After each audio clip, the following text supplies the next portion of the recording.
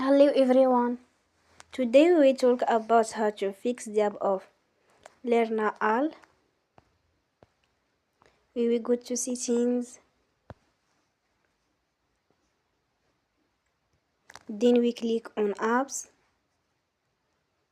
After that we search the app Learna All and we click.